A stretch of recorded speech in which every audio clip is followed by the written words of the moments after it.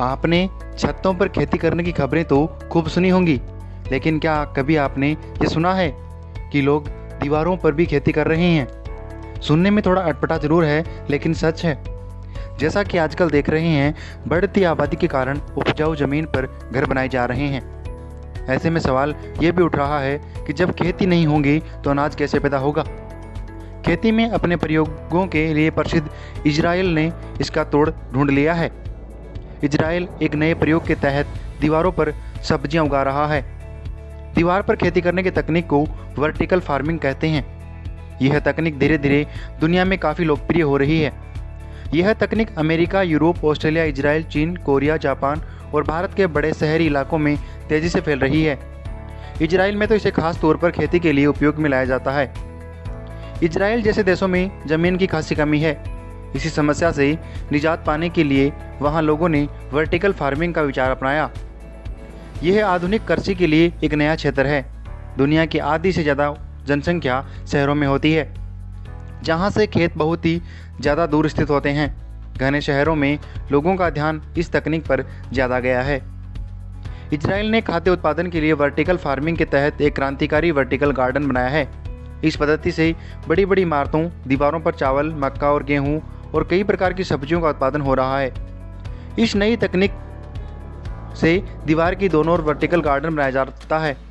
इस काम में एप्पल, गूगल, फेसबुक और रिटेल जैसी बड़ी बड़ी कंपनियां जुड़ी हैं, जिनके सहयोग से इजराइल में भी अभी 100 से ज़्यादा दीवारों पर ऐसी खेती की जा रही है। कैसे काम करती है ये तकनीक? वर्टिकल फार्मिंग की तकनीक इन इलाकों में कई तरह के समाधान लाती है। अपने घर की दीवार को एक छोटा सा फार्म बनाने का मौका या विचार कई लोगों को आकर्षित कर रहा है।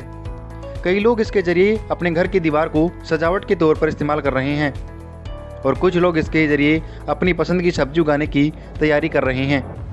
इस तकनीक के सरलतम रूप में दीवार एक ऐसी व्यवस्था की जाती है कि पौधे अलग से छोटे छोटे गमलों में लगाए जाते हैं और उन्हें व्यवस्थित तरीके से दीवार पर इस तरह से रख दिया जाता है कि वे गिर न सकें।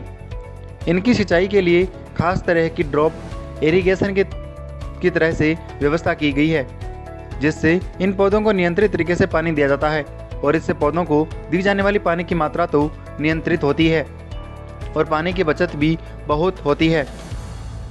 इस पूरी सिंचाई व्यवस्था को कंप्यूटर के जरिए नियंत्रित भी किया जाता है।